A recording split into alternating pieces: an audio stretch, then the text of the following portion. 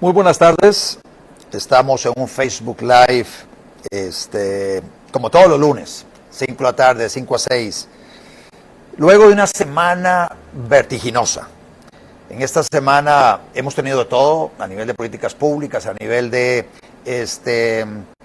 el Poder Ejecutivo, especialmente siendo la noticia de toda esta semana que pasó con la UPAT, esta unidad presidencial para el análisis de datos, luego el Troll Center, que es este grupo también de unos jóvenes en otra oficina en Casa Presidencial haciendo sondeos para darle insumos a la UPAT, renuncias de Raimundo y todo el mundo, y bueno, una especie de claudicación del presidente Carlos Alvarado con la gestión gubernamental, en el sentido de que se manda a traer, llama al ministro del Ministerio de Obras Públicas y Transporte, don Rodolfo Méndez, y le dice: don Rodolfo, encárguese usted un poco de ponerme orden aquí en la Casa Presidencial, reorganíceme la Casa Presidencial, porque la verdad es que no estoy dando pie con bola.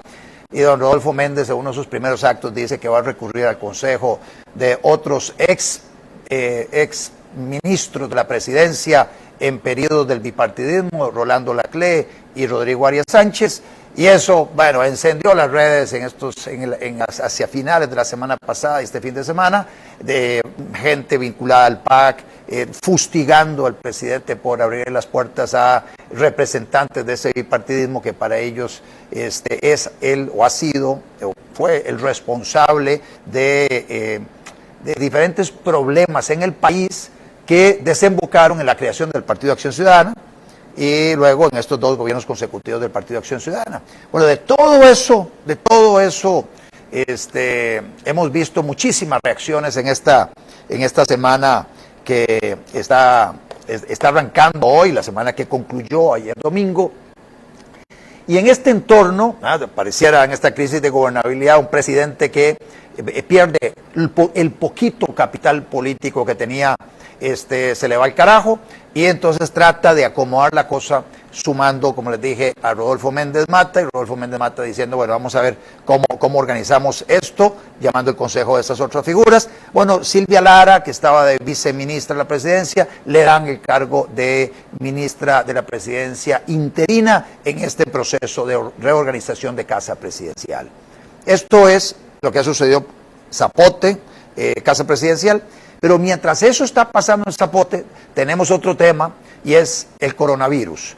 Y las consecuencias que el coronavirus está teniendo, coronavirus 19 está teniendo en la economía a nivel mundial, y Costa Rica no se escapa de esa consecuencia de esta epidemia que está básicamente esparciéndose en el mundo de una forma exponencial y con consecuencias devastadoras para la economía mundial, consecuencias que ya se sienten en Costa Rica, que inclusive ha llevado al Ministerio de Salud y al Ministerio de la Presidencia, la Presidencia de la República, a emitir unas directrices en el sentido de que se cancelan diferentes eventos masivos, y con esto conciertos que se están cancelando. Ya hay una escuela, un colegio que cerró sus instalaciones durante algunos días.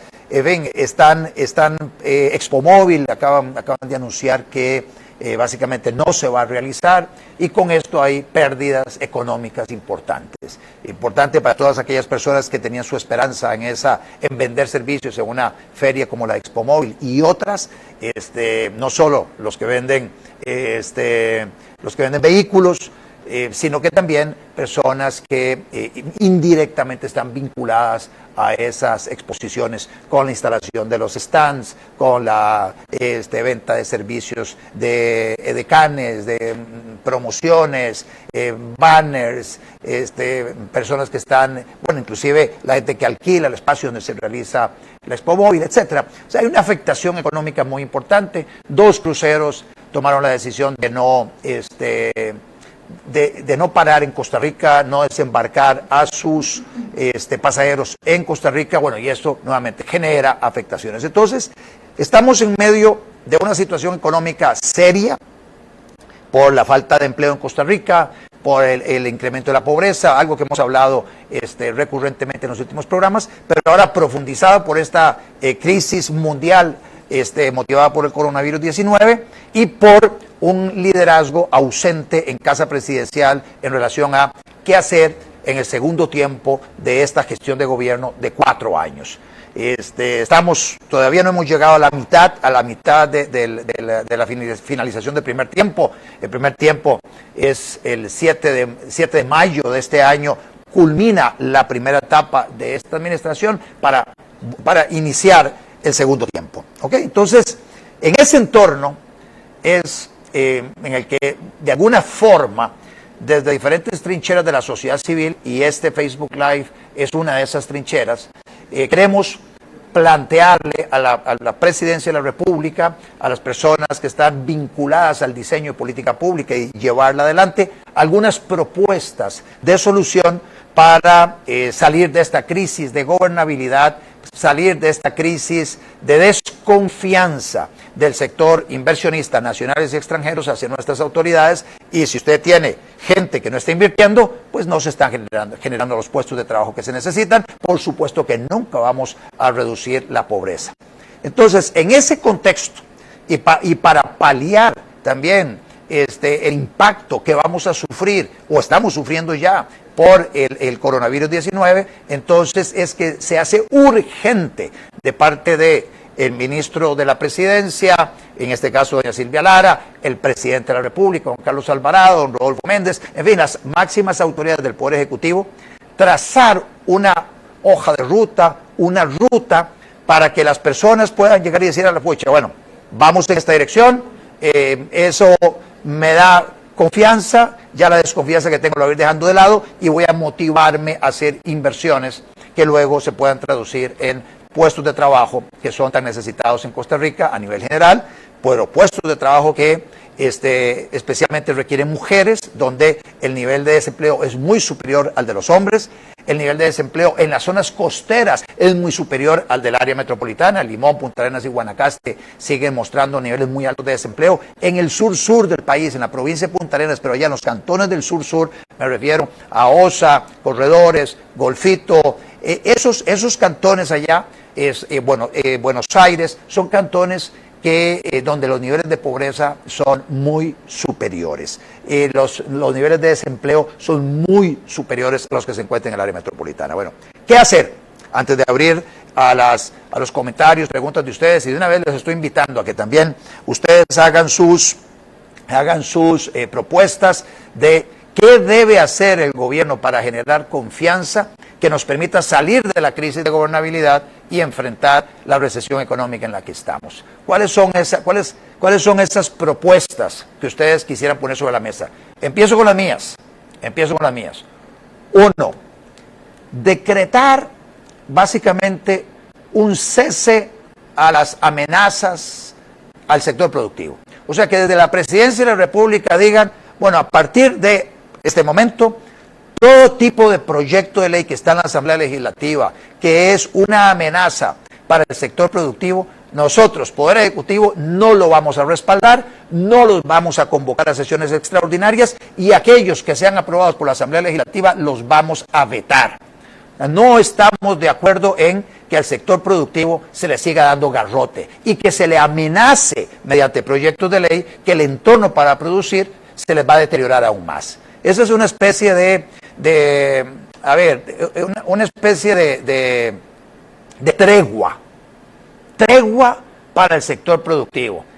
Y el compromiso de la administración de Carlos Alvarado de que en los siguientes 2 años va a olvidarse de darle garrote al sector productivo y que va a entender, Carlos Alvarado, que es el sector productivo el que produce riqueza, es el sector productivo el que produce los empleos que se necesitan en Costa Rica para reducir la pobreza. Entonces es una tregua de parte del Poder Ejecutivo para con el sector productivo. Esa es la primera medida. Vean ustedes que eso no requiere ninguna ley, es una interiorización del presidente de la República contagiada a sus ministros, diciéndoles, vamos en una clara convicción en el segundo tiempo de esta administración a favor del sector productivo para, 1, eliminar cualquier amenaza que los pueda inhibir de hacer inversiones y luego, por otro lado, vamos a decirles, queremos sus inversiones, queremos que el sector productivo invierta, queremos que haya un aumento de la inversión extranjera directa. Entonces, en esa dirección, todas las oficinas gubernamentales tienen que empezar a trabajar en sintonía. Y eso significa remover obstáculos, parar el acoso. Y ahí entonces hay dependencias gubernamentales que tienen que hacer lo que les corresponde. Una de ellas es la Caja Costarricense del Seguro Social, que se ha convertido la Caja en una gran amenaza para el sector productivo, especialmente todos los trabajadores independientes.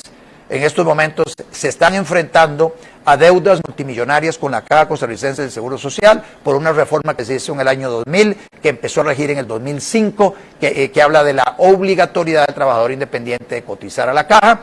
Y la Caja, la Junta Directiva, se saca de la manga una metodología para el cálculo de qué es lo que debe pagar cada quien, una metodología abusiva, que hace que las personas que se acerquen, trabajadores independientes, que se acerquen a asegurarse en la Caja, y salen con el pelo parado. Y entonces, bueno, lo que hay que hacer, lo que debiera hacer la Caja, y nuevamente el gobierno tiene 3 representantes ahí en la Junta Directiva de la Caja, hay 3 representantes del sector privado, hay unas cooperativas, uno del solidarismo y uno del sindicalismo. Al menos los 3 representantes del sector privado, con los 3 de gobierno, con el cooperativista y el solidarista, en principio ellos 8 deberían tener el músculo suficiente para decir, mire, la metodología de cálculo de lo que tiene que pagar el trabajador independiente, la que se aprobó hace no sé cuántos años, adolece de un montón de problemas técnicos, y por lo tanto la vamos a dejar sin efecto. Y por lo tanto las deudas que se han calculado basado en esa metodología quedan eliminadas, y vamos a arrancar a partir de ahora con un borrón y cuenta nueva hacia futuro, y con una metodología de cálculo para el tema del trabajador independiente muy sencilla. Usted venga, trabajador independiente, acérquese, asegúrese, dígame cuánto es lo que usted está recibiendo mensualmente, y usted se va a asegurar por ese monto.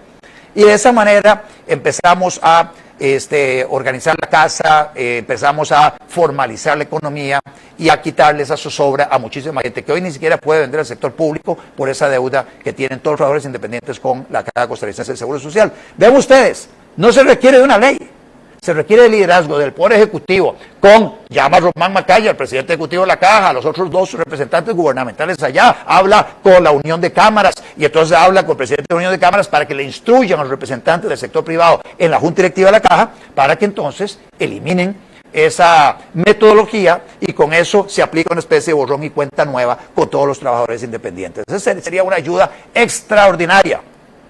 Al mismo tiempo, el presidente debería decir, el proyecto de extinción de dominio no va. Ese proyecto es una amenaza para todas las personas en Costa Rica. Y entonces, si usted busca traer gente que invierta en el país y se lee el proyecto de extinción de dominio, se les para el pelo y no van a invertir una peseta en Costa Rica. Amén de que las personas que han construido un patrimonio a lo largo de su vida aquí en Costa Rica arriesgan a perderlo todo por un proyecto que el gobierno sigue insistiendo en que se debe aprobar. Hace poco un colega diputado, exdiputado del periodo 98-2002, cuando fui diputado la primera vez, Belisario Solano, abogado, fue compañero mío en la Facultad de Derecho, me acaba de enviar un documento de Colombia donde 25,000 personas están en estos momentos reclamando que sus propiedades han sido confiscadas de una manera abusiva por parte de las autoridades colombianas, que están aplicando una ley parecida a la que se quiere impulsar en Costa Rica. Entonces, ojo, ese proyecto ahuyenta inversiones y el gobierno debiera decir, no va. El secreto bancario, no va. El fortalecer a los inspectores de trabajo, el Ministerio de Trabajo, para que puedan ellos en sede administrativa poner multas de hasta 13, 15 millones de pesos, no va. Todo eso lo debiera dejar muy claro el presidente de la República, para efectivamente darle contenido a la tregua que el gobierno debería anunciar para con el sector productivo. Esas son algunas de las medidas muy concretas que podría hacer. Otra tiene que ver con tributación y el abuso de tributación para husmear en el registro de accionistas. La resolución, la directriz que acaba de sacar la Dirección General de Tributación sobre los criterios objetivos que van a utilizar para hacer expediciones de pesca en el registro de accionistas es abusiva. Transgrede el espíritu del legislador cuando se creó ese registro de accionistas, y lo que hace es ahuyentar inversión. Entonces eso también se puede corregir con un presidente que entiende que no se debe asustar a la inversión nacional y extranjera, que Costa Rica tiene que ser un lugar que le tienda alfombra roja a los inversionistas extranjeros, pero también a los inversionistas nacionales, porque nadie está invirtiendo. Entonces, el dejar sin efecto esa directriz de tributación es vital para, nuevamente, para construir la confianza que se requiere para que el inversionista nuevamente haga inversiones en el país. Bueno, aquí tenemos ya varias personas que han enviado sus comentarios. Vamos a ir viendo algunos de ellos. Saludos Francisco Fava, Javier Pérez Marigal, saludos. A Abelardo Cantillo, también un saludo de mi parte para usted. La economía va a sufrir aún más, efectivamente, Francisco, la economía mundial está sufriendo, la economía costarricense con el coronavirus va a sufrir, ya está sufriendo hoy, pero a eso, si usted le mete a un presidente que no da las señales adecuadas para que el sector productivo invierta, estamos jodidos. O sea, si eso no cambia, la situación del país en los próximos 2 años va a ser bastante dramática. Johan Céspedes, un saludo, Johan. Estoy viendo que mi hermana se unió. Un saludo a mi hermana que está en estos momentos también viendo esta presentación. Marigen, un besote, te quiero mucho. Don Guido, qué gusto saber que está conectado. Francisco, Guillermo Gillespie, ¿cómo pasan los años, Otto? Te recuerdo en el Balmoral presentando en el 95 el ML. Ya te pareces a Moisés tratando de salvar a los ticos. Te recuerdo que tengo todavía tu medalla del Machu Picchu de oro en Perú. Saludos, Guillermo. Saludos, Guillermo. Qué gusto saber de vos. Bueno, por acá, vamos a ver qué más. Fernando José Salazar, saludos. Una medida de Nelson, que los bancos bajando tasas de interés de los créditos. Ve qué interesante lo que propone Nelson. Nuevamente, eso, Nelson, no requiere de ley, tampoco. Vean ustedes, y eso es importante que lo tengan claro, el Banco de Costa Rica y el Banco Nacional, que son los bancos estatales, tienen el monopolio de la administración de todas las cuentas de todas las entidades públicas. Eso significa del ICE, del Recope, de la Caja, de Acueductos Alcantarillados. Estamos hablando de esas empresas que manejan miles de millones de colones.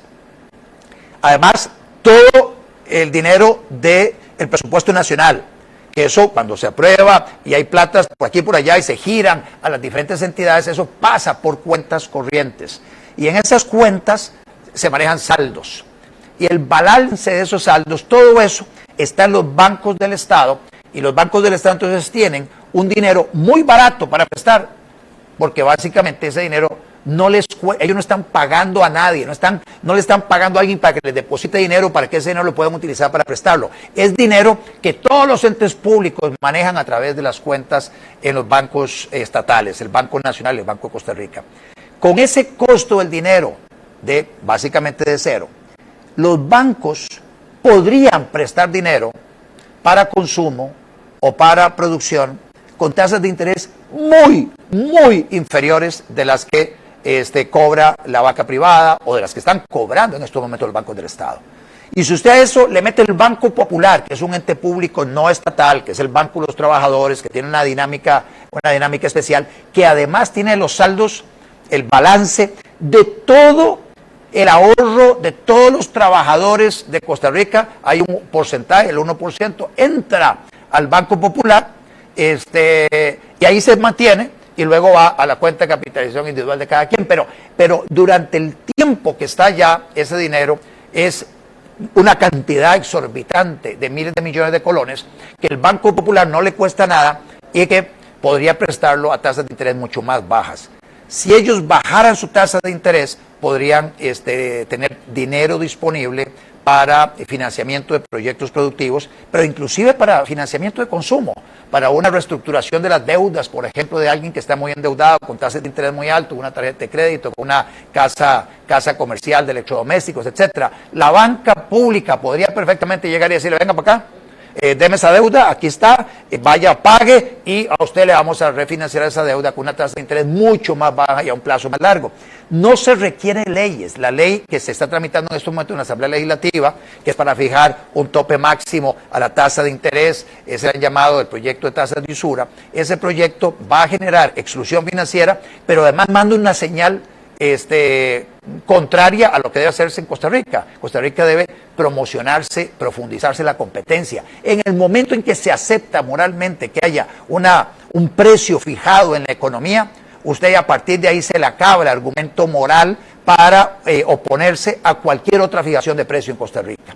Y sabemos que cuando los precios son fijados por los burócratas, en ese momento se genera escasez y se genera también capitalismo de amigotes o de amiguetes. Es crony capitalism, es corporativismo, es mercantilismo, es básicamente ese capitalismo salvaje que es la alianza entre poder económico y poder político para aturuzarse a los consumidores, a los usuarios. Entonces, ojo con el canto de sirena. El canto de sirena es con una fijación del precio, en este caso del precio de los intereses del crédito, vamos a lograr tener productos más baratos. No va por ahí. Si el gobierno quisiera bajar las tasas de interés, lo podría hacer ya con el Banco Nacional y el Banco de Costa Rica. Y luego también, mediante un acercamiento con la Asamblea de Trabajadores y la Junta Directiva del Banco Popular, viendo a ver de qué manera el Banco Popular se mete también a financiar o a comprar los saldos de mucha gente que está en estos momentos bastante asfixiada en su capacidad de pago, capacidad de compra. Y entonces, bueno, con esto se le daría un respiro a la economía, se inyectaría un poco de dinero en la economía, tanto los créditos de consumo como los créditos productivos. Lamentablemente, estaba leyendo hace poco que los bancos ni siquiera están financiando para una plantación, por ejemplo, una hectárea de banano, una hectárea de piña. En el sector agrícola, el banco no está valorando lo que está sembrado. O sea, no le da el valor a la garantía de una hectárea sembrada con ese producto, sino que básicamente está tomando como garantía el valor de la tierra sin lo que se le ha plantado encima. Entonces tenemos políticas de los bancos del Estado que están afectando al sector productivo. Y eso, efectivamente, Nelson, usted tiene toda la razón. Podría mejorarse sustancialmente el entorno para producir si logramos que los bancos entiendan que tienen las posibilidades de bajar sus tasas de interés. Por acá Javier Pérez Madrigal señala: mucho ayuda el que poco estorba, don Gonzalo, y esta es una máxima extraordinaria. Una ayuda que uno le pide al gobierno es: no joda, no estorbe, quítese del camino, permítanos desarrollar todo el potencial que tenemos como sociedad, deje de amenazarme. Y esto es válido para lo de Uber, y por eso también el tema de meter a don Rodolfo Méndez Mata en el ministerio a reorganizar Casa Presidencial, que es una persona que desde el MOP ha venido insistiendo en meter una multa de 11,000 y pico millones a Uber y restringir además la cantidad de personas que se pueden dedicar a la actividad de transporte de personas mediante plataformas tecnológicas. Ese es un pensamiento de los 70, de los 80, que se quedó absolutamente retrasado allá en el tiempo, que no entiende cómo están funcionando las economías colaborativas hoy y cómo esas economías colaborativas lo que hacen es mejorar la calidad de vida de consumidores, usuarios y proveedores de bienes y servicios a través de estas plataformas colaborativas. Entonces tenemos una persona que no entiende, pero un presidente que no le marca la cancha tampoco,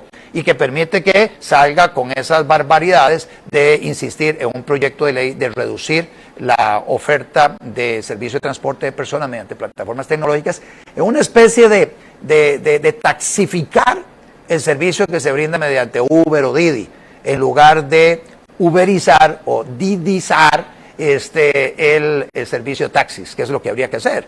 Básicamente eso se logra derogando la ley del transporte remunerado de personas en modalidad taxi, o eliminar la prohibición al transporte privado de personas, y con eso se arregla el problema. Sencillísimo. Pero lamentablemente el seguir pensando en cómo en el pasado se repartían las placas de taxi y dejar a un grupito que básicamente tuvieran ellos como un coto de casa, que tuvieran todo el mercado de los usuarios de servicios de transporte en modalidad taxi para un grupito muy reducido de oferentes. Y aquí meto un paréntesis, porque es de la época donde Rodolfo Méndez Mata jugaba un rol protagónico en el gobierno de Rafael Ángel Calderón Fournier del 90 al 94. Y acuérdense, aquellas personas que peinan canas, hay personas que nos están viendo que nacieron en esa época, pero bueno, para los que peinan canas, se acordarán que a mediados del 90, nuestra selección de fútbol tuvo su primera participación exitosa en un mundial de fútbol. Y entonces, cuando pasamos al siguiente nivel, ¿no? Pasamos de la ronda general a octavos de final, en esa ronda, en esa participación, ganamos un par de juegos, luego perdimos, pero los jugadores cuando regresaron a Costa Rica se les recibió como héroes. Y en aquella época el presidente de la República le dio un premio a cada jugador. El premio fue una placa de taxi. Una placa de taxi. Vean ustedes si el tema de los taxis era o no botín político. Se utilizó para un premio a cada uno de los jugadores que había dejado tan bien parado el nombre de Costa Rica en ese campeonato mundial. Entonces, me parece que don Rodolfo sigue con esa visión de cómo se manejaba el tema de los taxis allá a principios de los 90. Eso hay que dejarlo a un lado, hay que abrir la competencia, no se vale que haya límites a la cantidad de personas que se dedican a una actividad económica. Imagínense que cuando yo me gradué de abogado, yo soy el carnet 3097 y hoy me imagino que va por 30 y pico mil de abogados y todos los años se incorporan 500, 600, 700 personas más a ejercer esta actividad económica. Y así como no hay límite a la cantidad de abogados, no hay límite a la cantidad de cualquier otro profesional o cualquier otra ocupación. La única en la que se insiste en poner un límite es a la persona que brinda el servicio mediante un vehículo denominado taxi. Y eso es un concepto de aquellas épocas de la economía controlada por un grupito pequeño en el Poder Ejecutivo. Dalbert Durán, saludos. Aquí estamos, adelante por Costa Rica. Así es, Dalbert. Esta trinchera es para eso, es para compartir propuestas de política pública basadas en la filosofía de la libertad, con el propósito de que aquellas personas que las vean puedan pensar alrededor de ellas, puedan cotejar las ideas que yo estoy compartiendo acá con las que ya tengan, y a lo mejor producto de ese cotejo se den cuenta que estas ideas que estoy impulsando acá, que no estoy inventando el agua tibia tampoco, son ideas que se vienen aplicando en muchísimos países durante muchísimos años. De hecho, los países con mayor libertad económica son los países más prósperos a nivel mundial. Son los países que ocupan en el ranking mundial de países los primeros lugares. Entre más libertades económicas tengan los países, mejor se vive en ellos. Hay mayor desarrollo humano, hay mayor protección del ambiente, hay mayor prosperidad, hay menos pobreza, hay más seguridad, hay más derechos para las mujeres. En fin, son países donde el índice de desarrollo humano también es muy superior. Entonces, esa es la hoja de ruta que debemos seguir. Aquí no estamos inventando el agua tibia. Obviamente hay un tema también filosófico alrededor de esto, y parte del concepto de que todos los seres humanos nacemos con libre albedrío. Eso significa con la libertad para tomar nuestras decisiones y asumir las consecuencias de esas decisiones. Ese concepto de libertad con responsabilidad. Y que todas las personas, independientemente de la edad, independientemente del credo religioso, independientemente de la preferencia sexual, del género, del sexo, de la condición socioeconómica, de las habilidades que tenga cada quien, todos tenemos los mismos derechos. Ese concepto de igualdad de derechos ligado al de libertad con responsabilidad son el sustento filosófico de las propuestas de política pública basadas en la filosofía de la libertad. Y eso es lo que queremos para Costa Rica. Y por eso tengo 30 años de estar impulsando y promoviendo estas ideas. Contento de que en estos 30 años veo que cada vez más y más personas abrazan estas ideas y que efectivamente vamos abriendo espacios de libertad que nos permite mejorar la calidad de vida de los costarricenses. Todavía falta mucho por hacer, muchísimo por hacer, y especialmente en esa lucha no es solo lo que debemos promover, sino además tenemos que defendernos de los enemigos de la libertad que no duermen y todos los días están impulsando legislación que viene a reducir libertades públicas. Y si no, nada, que lo diga esta administración. Hicimos un programa sobre este tema hace un par de semanas, sobre las amenazas a libertades públicas que representa la extinción de dominio, que representa la UPAT, precisamente esta unidad de espionaje en casa presidencial, el proyecto de levantar el secreto bancario, que el presidente no ve nada malo en levantar el secreto bancario, el proyecto de husmear en el registro de accionistas más allá de lo que permite la ley. Bueno, todas esas disposiciones, husmear también es saber cuáles son los activos y pasivos de las sociedades inactivas, sociedades que no tienen actividad mercantil, pero el Estado quiere saber cuáles son los activos y pasivos que tienen esas sociedades, con el propósito de ver de qué manera hostigan y persiguen a las personas en una voracidad del Estado, una voracidad fiscal sin precedentes en la historia de nuestro país y que está obviamente espantando capitales, espantando inversiones y afectando los derechos de propiedad de una manera dramática. Orfilia, qué gusto saludarla. Me dice Orfilia que hoy fue un lunes negro en las bolsas mundiales, especialmente las de Latinoamérica. ¿Cuál es el impacto directo para nosotros? Efectivamente, esto es algo que ha sacudido la noticia en redes sociales. Vi precisamente antes de empezar el Facebook Live, vi una nota sobre el tema, además varias notas sobre el tema. Las monedas, el valor de las monedas están cayendo. A eso metámosle también el tema del petróleo cayendo. En fin, hay una convulsión en estos momentos a nivel mundial y nosotros, que somos una economía pequeñita, pero que además está conectada con el mundo, vamos a sufrir consecuencias de esas sacudidas, esos terremotos que en estos momentos están sacudiendo las bolsas de valores en todo el mundo, pues especialmente en América Latina. Como les decía, hay un desplome también del precio del combustible. Eso por un lado es una buena noticia en el sentido que los precios del combustible van a bajar. Por otro lado, hace que toda esta política orientada hacia la descarbonización se postergue, porque bajando el precio de los hidrocarburos y la electricidad en Costa Rica subiendo a los precios que esta sube, nosotros vamos a estar cada vez más lejos el ansiado programa del gobierno de eliminar los hidrocarburos en los procesos productivos en Costa Rica, pero también del parque automotor. Básicamente sustituir la flota vehicular de Costa Rica de combustibles fósiles a electricidad basado en las fuentes renovables de producción de electricidad. Y estas cada vez son más caras. Por lo menos las que permite Costa Rica, porque por ejemplo la generación solar, que básicamente está bajando los precios de la electricidad en el mundo, esta aquí en Costa Rica prácticamente es inexistente y el gobierno pone 1000 trabas. Seguimos por acá. Eddie Castillo, para traer inversión son necesarios dos aspectos: seguridad jurídica, dice, a ver qué se me hizo lo que estaba diciendo, se me perdió acá. Se me perdió el comentario que estaba leyendo. Entiendo a Ricardo Villalobos que los bancos estatales se convierten en una banca de desarrollo, que su medición no sea igual que los bancos privados, bajar los intereses para motivar nuevos negocios, bajar los impuestos para motivar la inversión nueva y la ampliación de la existente.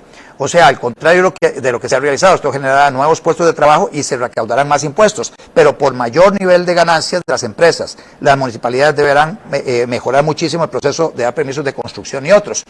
Tiene todas las razones. Más, viniendo para el programa hoy, me llama una periodista de la República para hacerme una pregunta, para una nota que van a sacar seguramente mañana. Tiene que ver con cómo hacer para motivar al sector exportador que no está asociado a zonas francas, que se lo está llevando el diablo. O sea, y me pregunta ella si se debiera considerar desde el Ejecutivo algún tipo de reducción en impuestos para ese sector exportador y muchos de ellos exportadores no tradicionales. La respuesta mía a esa pregunta, que además era periodista, es: mire, no creo en hacer estímulo para un sector en particular de la economía. Creo que hay que hacerlo para toda la economía.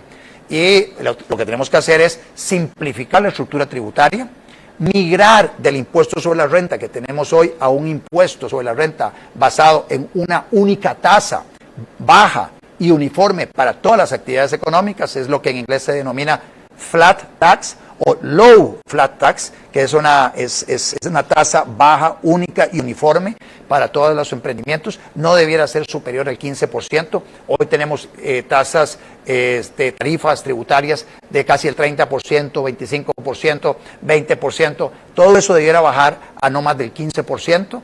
Como yo creo que en Hong Kong es del 17%, en otros países ha tomado la decisión de no pasar del 15%. O sea, nosotros debiéramos ir caminando en esa dirección. Hay que bajar los impuestos de ganancias de capital, que son absolutamente demenciales, lo que se incorporó en el plan fiscal que se aprobó en la Asamblea Legislativa hace más de un año. Esos hay que eliminarlos o reducirlos a no más del 15%, igual que el impuesto sobre la renta. O sea, es racionalizar la estructura tributaria, bajar impuestos para estimular capitales que vengan a Costa Rica y a personas que tienen su platica guardada que más bien inviertan, porque van a tener que darle menos al Estado. Porque si el Estado se lleva una porción muy grande de las utilidades, mucha gente va a decir, bueno, ¿para qué produzco? Si el Estado se lo está llevando todo sin ser socio. Entonces se lleva un 30% de las utilidades de una corporación, un 25% del salario de una persona que está en ciertos niveles de salario. Luego, en el caso de las corporaciones, si se va a repartir dividendos, un 15% adicional le cobran a la persona cuando se reparte el dividendo, que le corresponderá a los socios. Y entonces, en esas condiciones, y además usted mete las ganancias de capital, la gente dice, no, yo en ese país no invierto.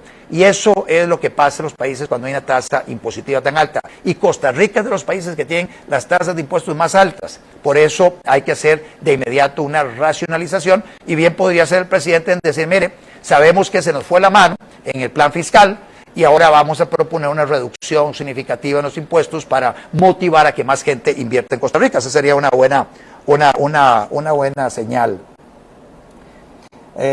Seguimos acá. ¿Quién va a querer invertir? Dice Javier Boniche, si actualmente los empresarios más bien huyen de tantos impuestos y trabas que hay en el país, es lo que estábamos comentando anteriormente. Si los impuestos se racionalizan, si se eliminan de verdad el montón de trabas absurdas que hay, pues la gente se motivará a volver a invertir. Pero aquí son amenazas y amenazas y amenazas, y en algunos casos ni siquiera son amenazas, ya es un acoso convertido en política pública. Y por eso la primera propuesta que yo planteé hoy para hacerle llegar al gobierno es una tregua. Es una tregua con el sector productivo. Es comprometerse el gobierno de Carlos Alvarado a que va a dejar de acosar y hacer la vida imposible y de cuadritos al sector productivo, que va a tomar las medidas para que de verdad el entorno para invertir mejore sustancialmente, y para eso tiene que retirar proyectos de la corriente legislativa, tiene que cambiar ciertas políticas a nivel de Junta Directiva de la Caja Costarricense del Seguro Social, teniendo una conversación con los directivos para hacerles ver la importancia de dejar sin efecto la metodología que está asfixiando, por ejemplo, a los trabajadores independientes. Eso ayudaría muchísimo a la economía, o permitirle, por ejemplo, al asegurado, si no le atienden a un plazo razonable en las clínicas y hospitales de la Caja, que pueda ir a otro lugar a atenderse, acreditado ante la Caja, y que el seguro pague. Y eso podría abrir también espacio para inversiones importantes en infraestructura hospitalaria, en clínicas, en venta de equipamiento, medicamentos, más posibilidades de dar trabajo para médicos, para personas que están asistentes de los médicos, etcétera. O sea, todo eso podría dinamizar la economía, y podríamos entonces traer turistas de una forma más agresiva para atenderse aquí en Costa Rica. El turismo médico, que lamentablemente en los planes del ICT no está. No está la promoción de Costa Rica como destino de turismo médico, que podría traer tantos beneficios para el país y para todas las personas que están vinculadas al sector médico. Bajar el impuesto de ventas menor al 10%, bajar precio de combustibles, bajar precios de luz, agua, teléfono, eliminar el precio del agua comercial a micropymes, las municipalidades, dar facilidades a las pymes y empresas que deseen invertir en cada cantón, un ferrocarril para transportar mercaderías desde los puertos al GAM, incentivar zonas francas. Vea usted un poquito la invitación que yo les hice a ustedes de hacer sus propuestas y compartirlas con la audiencia. Esteban Sequeira no se quedó corto, Esteban Sequeira sacó una lista de 8. 1, bajar impuesto de renta, ya lo hablamos, sí, hay que bajarlo. Hay que bajarlo a no más del 15%, y ojalá sea un sistema de un impuesto, de una tarifa única, baja y uniforme. Por otro lado, y es que aquí se me sigue moviendo esta vaina, está el impuesto, sí, aquí se me movió, el impuesto de ventas, sí, no debiera ser mayor al 10%, es lo que hemos propuesto durante muchísimos años los liberales, no debiera ser superior al 10%. Tenemos otra, ya, ¿cuál era? Bajar el precio de los combustibles, eso se puede hacer un poquito abriendo la competencia, pero por otro lado, bajando el impuesto único a los combustibles. Hay un proyecto del diputado Pedro Muñoz para ese propósito. Luego tenemos acá, el otro, decían, bajar el precio de agua, luz, teléfono. Bajar el precio de la luz, bajar el precio de los tomates para que me lo pongas, ahí se me perdió ahí donde estábamos. Pero, mientras tanto, bajar el precio de la luz, eso es algo sobre lo cual hemos hecho varios programas acá también, varias entrevistas que les invito a revisarlas en la página, en esta misma página, con Roberto Dobles, con Ricardo Trujillo, sobre qué hacer para bajar el precio de la luz. Y es muy sencillo, y también acá es parte de las propuestas que tenemos para el Poder Ejecutivo. Con precios de la luz cada vez más altos, es difícil competir. Muy, muy, muy difícil competir. Porque los productores costarricenses están compitiendo con gente que produce en otros países. Y si en los otros países el costo de la electricidad es muy baja, el productor costarricense se lo lleva al diablo. Porque no solo paga una electricidad más alta, sino que además paga impuestos más altos. El impuesto de los vehículos de trabajo o de cualquier tipo de vehículo en Costa Rica es de un 60%. En otros países no pasa del 10%. Luego usted tiene los costos de recurso humano son altísimos en Costa Rica. Pero bueno, quedémonos en el tema de la electricidad. ¿Qué hacer en el corto plazo en el tema de electricidad? ¿Qué hacer? Nuevamente, presidente, esta es una invitación para que usted agarre el toro por los cuernos. Lo que tiene que hacer para empezar, hay medidas de corto, mediano y largo plazo.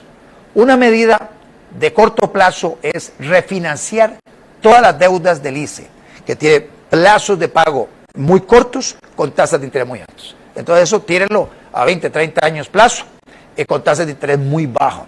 Eso realmente no se requiere muchísima quebradura de cabeza, no hay que darle mucho pensamiento, es algo básico que uno no se explica por qué no lo han hecho ya. Dos, usted podría perfectamente, presidente, dando las instrucciones correspondientes ahí en el ICE, autorizarles, y si fuera del caso, aprobar un proyecto de ley con un solo artículo, con el propósito de permitir que activos productivos del ICE se saquen del patrimonio del ICE, se metan en un fideicomiso y entonces le vendan servicios al ICE. Eso genera un flujo de dinero. Ese flujo de dinero usted lo titulariza y con esos títulos que se los abre al mercado de valores, por ejemplo, a las operadoras de pensiones, para que las operadoras de pensiones puedan comprar esos títulos, teniendo rendimientos mayores a los que hoy tienen. Con eso el ICE recoge, pero un cachimbo de dinero, muchísimo dinero, y con ese dinero llega y lo aplica a la deuda del ICE. Al bajar la deuda significativamente, baja también la parte del servicio de la deuda. Y con eso se traduce de inmediato en tarifas más bajas de electricidad. Y luego, a mediano y largo plazo, lo que hay que hacer es abrir el mercado eléctrico y hacer una subasta diaria de la electricidad. De tal manera que todos los días el ICE y todos los generadores privados compiten a ver quién produce la electricidad más barata para que haya un ente separado de todos los productores que despache la electricidad en forma de la más barata a la más cara. De esa manera vamos a tener una reducción significativa en el precio de la electricidad. Lamentablemente, nada de esto está proponiendo el gobierno y por eso, desde una trinchera como esta, desde la sociedad civil, le planteamos soluciones, presidente, y esas están dentro del ámbito de lo que usted puede hacer. Entonces, tregua con el sector productivo, deje de amenazar al sector productivo con ese montón de proyectos que están en la corriente legislativa, con sus propias actitudes, presidente, diciendo que no ve nada malo en el secreto bancario. Y entonces, métase a trabajar de verdad, traiga la computadora por acá, métase de verdad a trabajar en el tema de mejorar el entorno para producir. Tráemela así. Ok, bueno, el otro que teníamos allá, Víctor, ¿cuál era el siguiente tema de Esteban? Las municipalidades dar facilidades a las pymes y empresas que... Ok, está hablando de municipalidades. Vea usted en la lista del niño que hizo Esteban para proponer soluciones. Hay una parte que tiene que ver con municipalidades. Acabamos de elegir las nuevas autoridades. Estas nuevas autoridades van a entrar en funcionamiento el 1 de mayo. Bueno, ¿qué debiera hacer una municipalidad? Bueno, de igual manera que el gobierno nacional, no estorbar, facilitar las cosas. Y entonces, lejos de cargar con impuestos y regulaciones y trabas a las personas que la andan pulseando, es facilitarle la vida. Desde aquella persona que va a hacer una pequeña remodelación en su casa, desde esa persona hasta, gracias. Y ahí me devuelvo ya. Ok, gracias. Desde esa persona que hace una pequeña remodelación en su casa, de que no le pidan el montón de requisitos, el montón de vainas. O aquella persona inclusive que llega y va a iniciar un emprendimiento, entonces le piden que esté al día con ACAM, le piden ¿cómo se llama? Lo del Ministerio de Salud, el permiso de funcionamiento del Ministerio de Salud, le piden uso del suelo, le piden un montón de cosas. Y con eso usted está haciendo mucho más gravoso todo el proceso de generación de riqueza. Las municipalidades debieran básicamente emitir una normativa diciendo, mire, usted empiece según plan regulador, los que tengan plan regulador, según plan regulador, en toda esta zona puede haber comercio, puede haber industria, dele viaje. Luego viene y se inscribe ante la municipalidad, pero dele viaje. O sea, no venga aquí a la municipalidad, nada más venga a inscribirse, pero no pida el permiso de la municipalidad. Vamos a cambiar el concepto de patente como autorización para ejercer una actividad económica por básicamente un registro para el pago del impuesto de patente, que es el impuesto a la actividad económica que se realiza en el cantón. Así es sencillo. Y sigo con Esteban Sequeira. Muchas gracias, Esteban, por sus insumos. El ferrocarril para transportar mercadería desde los puertos al GAM, aquí le tengo una mala noticia, Esteban, y es que la gente cree que, por ejemplo, el tren hacia Limón, hacia el Caribe, se puede rehabilitar, y lamentablemente he de decirles que ese tren que existió durante toda la primera mitad del siglo pasado, llevando personas y mercadería hasta el puerto del Caribe, ese tramo, especialmente entre Siquirres y Turrialba, hay como unos 10 kilómetros que desaparecieron, básicamente por el embalse del proyecto hidroeléctrico del Reventazón. Entonces no hay comunicación, 10 kilómetros no existen.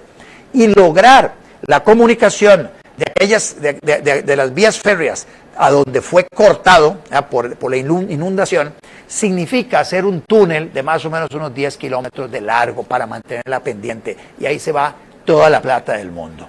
Entonces esa parte, echémosle tierra, no hay chance. O sea, no sigamos tratando de una forma romántica de restituir el ferrocarril entre el área metropolitana y el Caribe, a no ser que sea a través de un trazo diferente. O sea que, es más, estaba planteada en algún momento una carretera que va desde Taras a salir allá a Siquirres, con una pendiente muy baja, pero sí requería de túneles, requería un montón de puentes, etcétera. Un planteamiento que en algún momento los colombianos estuvieron haciéndole al gobierno de hacer eso por iniciativa privada, pero hasta ahí llegó. Nunca terminaron de darle forma a esa iniciativa. Pues entonces olvidémonos de esa parte, Esteban. Incentivar zona franca, bueno, la zona franca ya tiene muchos incentivos. Más bien lo que debiéramos hacer, Esteban, porque uno de los motores que está jalando a Costa Rica son las zonas francas, es hacer de Costa Rica toda una zona franca. O sea, Costa Rica debiera ser una zona franca. Y con eso los impuestos se reducen sustancialmente, los trámites se facilitan para que exactamente los trámites que hoy hacen que mucha gente venga a invertir a las zonas francas de Costa Rica, porque son trámites muy expeditos, que esos mismos trámites sean los que se le apliquen al resto de las personas que producen el país. Hagamos de Costa Rica entera una zona franca. Esa es la propuesta que habría que hacer. Eso sí requiere de una reforma. Pero, a ver, es una reforma a la ley de la zona franca, tampoco es algo complicadísimo, solo requiere voluntad política. Y con eso logramos bajar el impuesto sobre la renta como lo planteamos en algún momento. Vamos a ver cómo entramos acá a esto, a seguir adelante. Ok, aquí vamos. Aquí lo abrí otra vez. Que ahora estaba contestándole a Esteban y resulta que me salió aquí estoy ya, acá estoy, se me movió aquí la barra de lado donde están los comentarios. Don Mario Núñez, saludos. Acá mi hija, qué linda, mi hija Mariana está conectada. En estos momentos ella estudia fuera del país. Y te mando un besote, mi amorcito. En estos momentos es muy tarde allá, son como la 1 de la mañana. Pero bueno, que Diosito siempre te acompañe. Aquí tengo a Diego Armando Bello. Abrir monopolios. Diego, todos los monopolios hay que abrirlos, públicos y privados, todos los monopolios hay que abrirlos. La promoción de la competencia es lo que nos ayuda a todos, y lamentablemente en Costa Rica tenemos todavía muchos monopolios o también oligopolios, y entonces tenés esa alianza entre poder económico y poder político que aturuzan a los consumidores y a los usuarios. Hay mucho que hacer todavía en lo que es promoción del libre comercio en Costa Rica, la promoción de la competencia. Además, allá a principios de los 90, cuando empezaba yo con estas ideas de promover las ideas de la libertad, acuñamos una frase parafraseando al expresidente de Uruguay, Julio María Sanguinetti, que vino a Costa Rica hace algunos años, y allá en el Teatro Nacional hace el alma, llega Julio María Sanguinetti, un orador extraordinario, llega y entonces para quedarle bien a los ticos, llega y dice: donde hay un costarricense, esté donde esté, hay libertad. El auditorio aplaudía con frenesí esa frase de Julio María Sanguinetti, hasta el punto que inclusive allá en las rutas del aeropuerto, donde quedaba Salsa Lizano, por ahí por la Firestone, hicieron una valla de carretera grandísima que decía: donde haya un costarricense, esté donde esté, hay libertad. En aquella época, estamos hablando de 1994, nosotros habíamos conformado una asociación que se llamaba Asociación Frente Antimonopolios, y sacamos un sticker, una calcomanía para poner en el bumper de los carros, en el parachoque de los carros, que decía: donde esté un monopolio, esté donde esté, no hay libertad.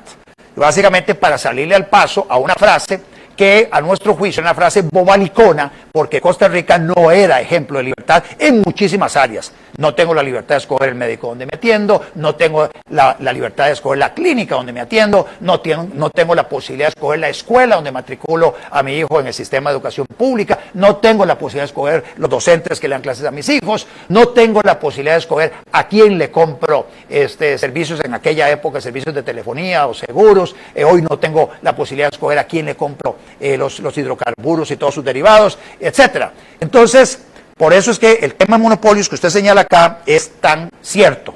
Hay que promover la competencia y eso es fundamental. Un presidente que salga y diga: mire, a partir de ahora, en estos siguientes 2 años que me quedan, vamos a comprometernos con la agenda de libertad económica, que significa libre comercio. Vamos a dejar sin efecto la restricción que se sacaron de la manga en la administración pasada con el aguacate. Vamos a eliminar eso, que además nos va a salir el tema carísimo en los organismos internacionales, donde vamos a defender lo indefendible. Y vamos a promover el libre comercio y vamos a permitir que entre el aguacate de México y el aguacate de todo lado para que finalmente el precio del aguacate baje.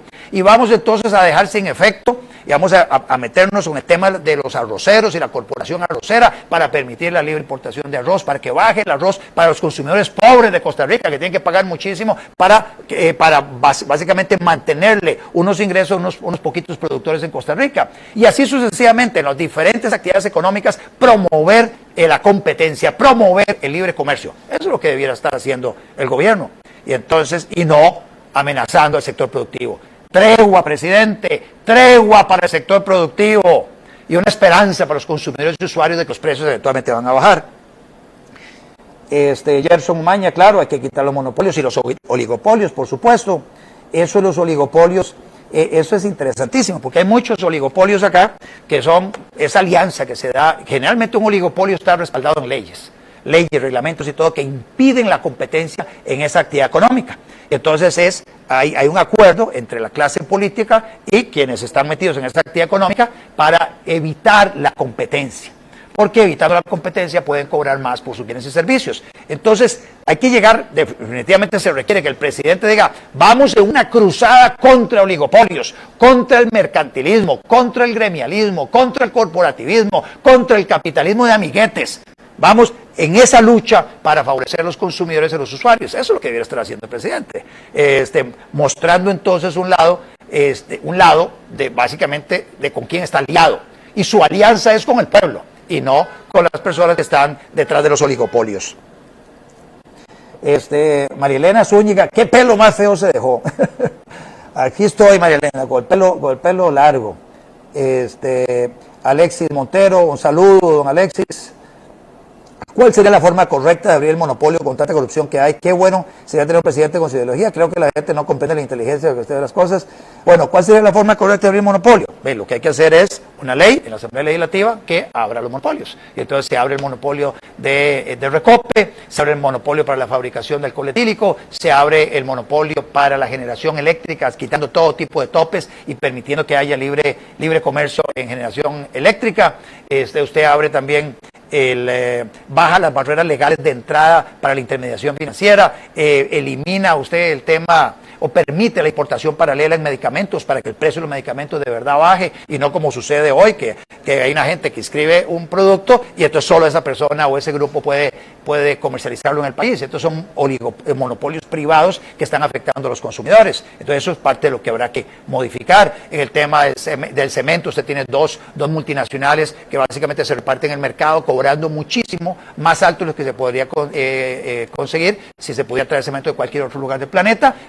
Lamentablemente, con barreras legales de entrada, usted está impidiendo que haya competencia en esta actividad económica. Lo mismo que pasó con el aguacate. Se erigen barreras para que no entre aguacate en México y no entre aguacate en ningún lado y sea mucho más caro el aguacate. En este caso, el aguacate mexicano, que tiene ventajas comparativas para entrar acá. Y así lo podemos decir lo mismo con el arroz. O sea, se está defendiendo a unos pocos productores de arroz, afectando a 5 millones de consumidores y así sucesivamente. Pero todo pasa por la Asamblea Legislativa y por eso sí se requiere recuperar presencia liberal en la Asamblea Legislativa fuerte para el próximo cuatrienio, pero por lo pronto, y ese es un poquito el mensaje del presidente a través de un Facebook Live como es presidente, tregua con los productores y ahora sí, vea lo que están haciendo los países más prósperos del planeta, vea cómo a través de más libertad económica las sociedades progresan, se reduce la pobreza, hay más empleo, hay mayor bienestar humano. Entonces camine por allá, presidente, despójese de ese socialismo que lo tiene usted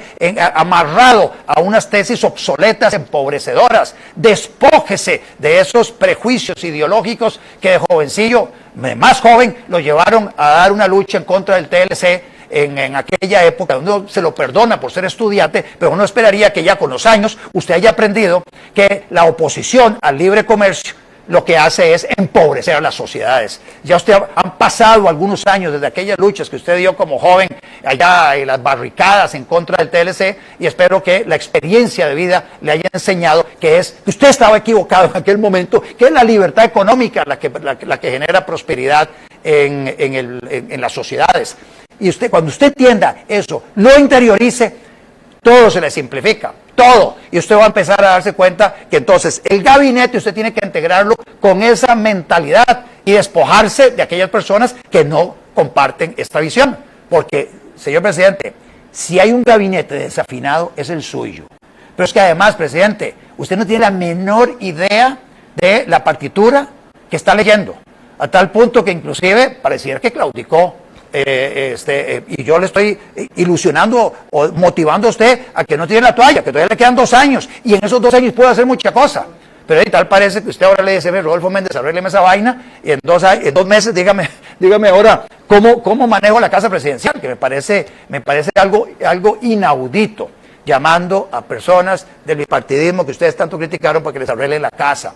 Cuando aquí realmente, presidente, se requiere una convicción suya sobre lo que está funcionando en el mundo. Olvídese la parte ideológica, tal vez no se lo puedo vender, la parte ideológica, filosófica, pero la parte pragmática.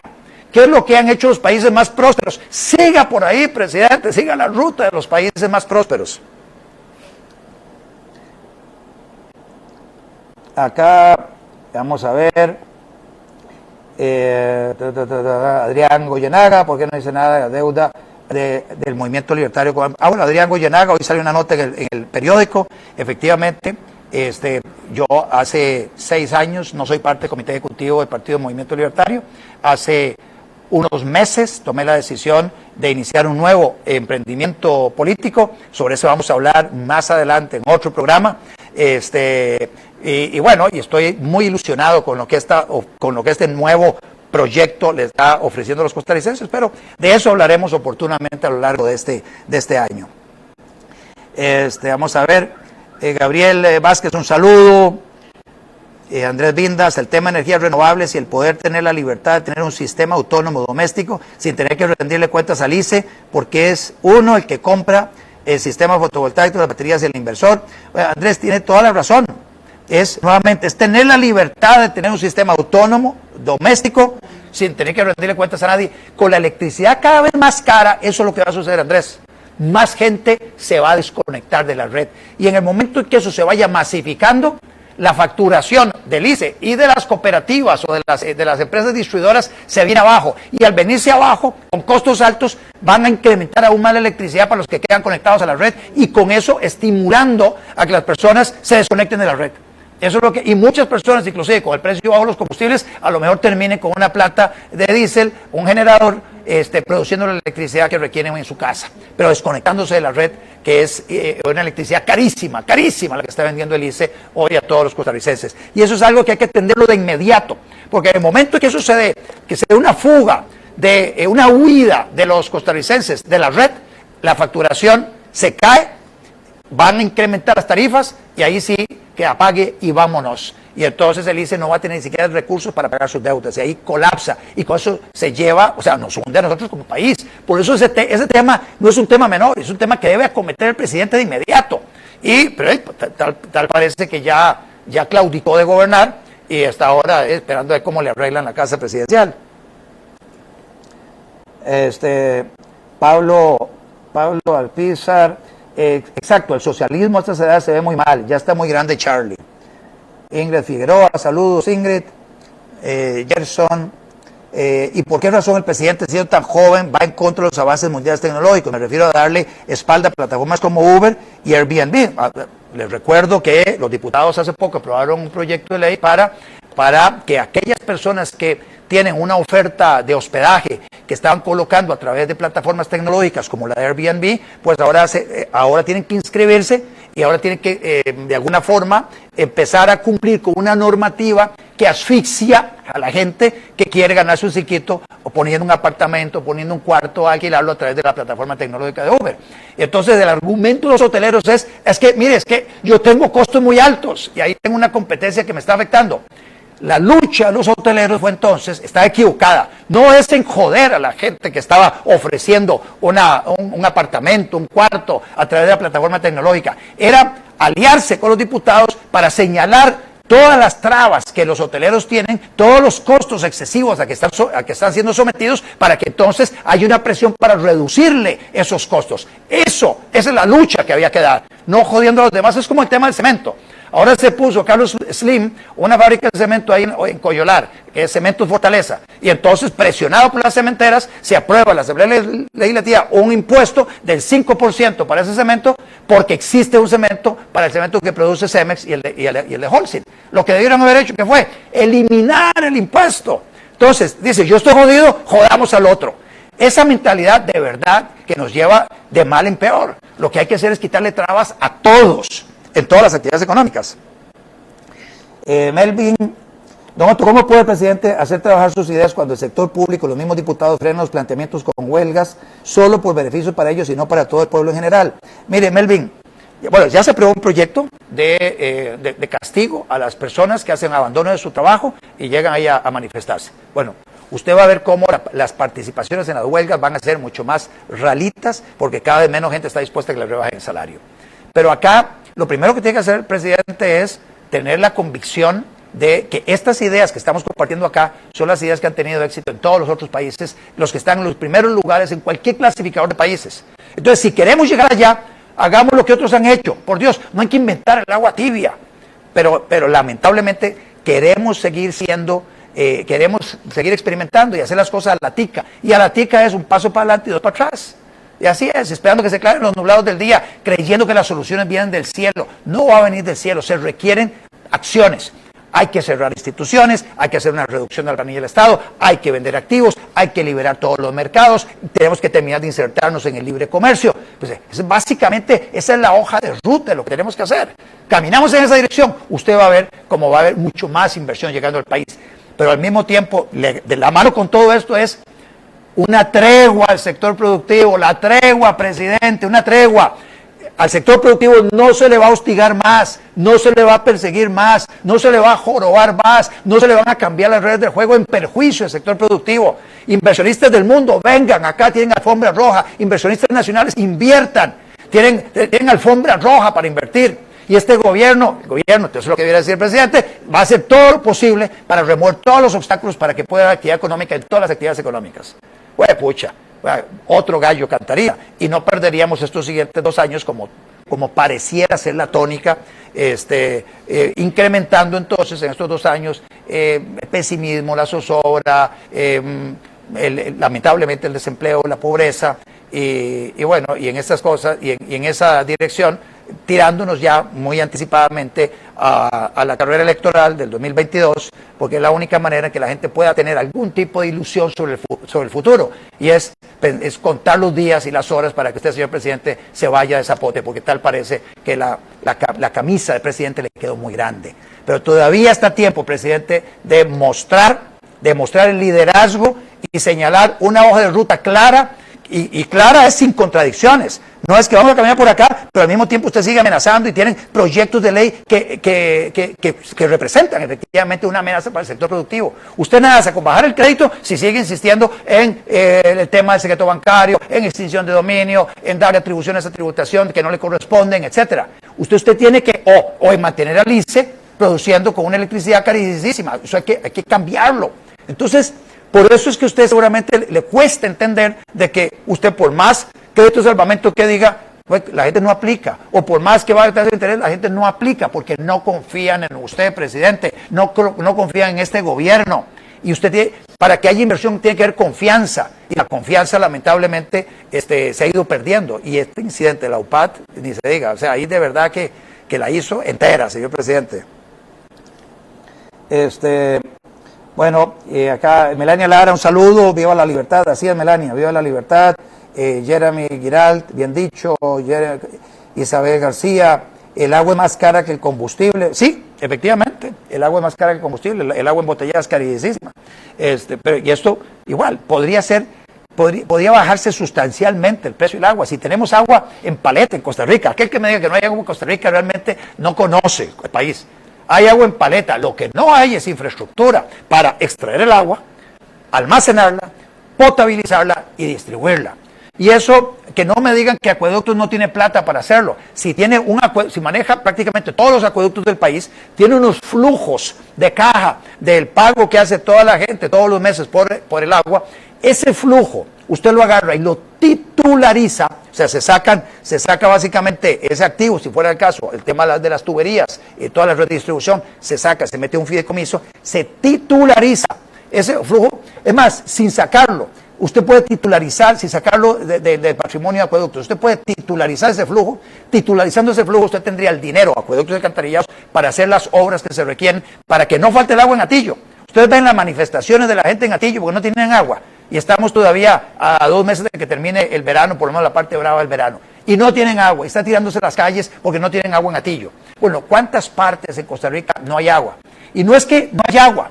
¿Cuánta agua se bota en Ojo de Agua? ¿Cuánta agua se bota todos los días en Ojo de Agua? Que no se está utilizando hace muchísimos años. ¿Cuánta agua hay en Tapantí? Que hay que hacer las obras de infraestructura ya sí, que no hay plata. No, es falso. Acueductos y alcantarillados podría titularizar los flujos de caja de la plata que está recibiendo, con eso recoger un montón de dinero y hacer las inversiones que se requieren. Así que no me salgan con pretextos. Hay que salirse de la caja, hay que pensar fuera de la caja, en métodos mucho más creativos para buscar el financiamiento que se requiere para hacer las obras de infraestructura que se requieren en Costa Rica, para que en ningún lugar falte agua para consumo humano garantizando el consumo humano de esta generación y las futuras generaciones, pero al mismo tiempo agua para los diferentes desarrollos industriales, agrícolas o comerciales de todo tipo, inclusive metido el turismo. De tal manera que en la zona de Guanacaste, cuando veo que no dan permisos de construcción porque no hay agua, no hay disponibilidad de agua, pero por Dios, estamos de verdad parando el desarrollo por la incapacidad nuestra para generar las obras de infraestructura que requieren para llevar el agua. Eso es inutilidad de quienes han estado al frente de acueductos y al frente obviamente del Poder Ejecutivo. Un Poder Ejecutivo que entiende sobre esto que estamos hablando, podría rápidamente jalar a la gente de acueductos y montar un sistema que le permita titularizar esos flujos y con esos flujos conseguir los recursos para metérselo al sistema, y una vez que se lo meta inclusive puede volver a titular esos otros flujos.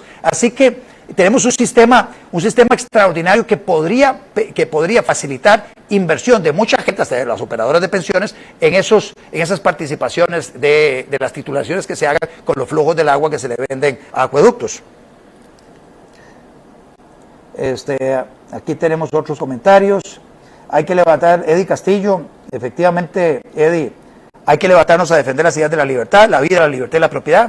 Esta lucha es una lucha ya de siglos. Efectivamente, casi que la historia de la humanidad se resume y de una forma tal vez simplista, a una lucha entre aquellas personas que buscan concentrar poder y aquellas personas que se buscan en recuperar o no permitir que los concentradores de poder les quiten las libertades. Es una lucha entre poder y libertad. Y entonces, la libertad de escoger la forma de vida, la libertad de buscar cada quien su propia felicidad, la libertad de acción y expresión, la libertad de disponer de mi propiedad de la forma que yo quiera, por eso la importancia de la propiedad privada, la libertad de expresión, el derecho que tiene cada quien a vivir. Bueno, todas esas libertades públicas son tan importantes y siempre están bajo amenaza. Ese fue el tema de hace 2 lunes. Las libertades públicas bajo amenaza, el Facebook Live que hicimos, y por eso siempre es una lucha permanente, la lucha por la libertad. Inclusive ustedes ven la cita que yo hago de Thomas Jefferson en la... Acá ya vamos terminando. Roberto Carmona nos dice, la reactivación económica es un tema indiscutible, lo que se debe hacer es tener ideas frescas y que además sean buenas. Exactamente, Roberto, es lo que estamos planteando. Y con esto, Roberto, con esta reflexión suya, vamos terminando el Facebook Live de hoy. Le agradezco a todas las personas que han mantenido la conexión. Hay una importante cantidad. Yo cuando veo esto, que hay 2 personas en el equipo de producción, y me acuerdo cuando yo daba clases en la universidad y tenía tal vez 30 estudiantes, y bueno, yo me preparaba para dar una buena lección. También di clases en el Instituto Manuel María Peralta, eran 10, 15 estudiantes. Y acá estoy teniendo la oportunidad a través de esta plataforma tecnológica de hablarle al mismo tiempo a más o menos unas 90 personas que están en estos momentos conectadas, 91 personas que están conectadas. Es como si este salón aquí entero, todo estuviera lleno. Yo les agradezco a ustedes, les agradezco el haber sacado el rato para conectarse. Pero la ventaja de las redes sociales es que esto queda acá en mi página y puede ser visitado por otras personas en cualquier otro momento. Y tenemos muchísimas reproducciones de los Facebook Live que hacemos, así como las entrevistas. Hacemos entrevistas entre 15 minutos y 25 minutos. Le hemos llamado Libres para Elegir a ese segmento de las entrevistas. Y yo les invito a ustedes a que revisen otros Facebook Live que hemos hecho, a que todos tienen un tema que convoca. El tema de esta semana fue la crisis de gobernabilidad. El de la semana pasada fue la propuesta del gobierno de vender VIXA y de concesionar FANAL. La anterior fue sobre el ataque a las libertades públicas, y así hemos estado, todos los lunes hemos tenido un tema diferente, pero también entrevistas de entre 15 y 25 minutos sobre temas de interés nacional que yo les invito a revisar y a compartir con aquellas personas que ustedes consideren puedan, por lo menos estas ideas, hacerles meditar, hacerles reflexionar y hacerles considerar que hay otra manera de hacer las cosas desde el gobierno. Y eso es a través de la filosofía de la libertad y las políticas públicas que se sustentan en la filosofía de la libertad. Que tengan todos ustedes una muy buena noche. Les agradezco por la atención. Hasta el siguiente lunes.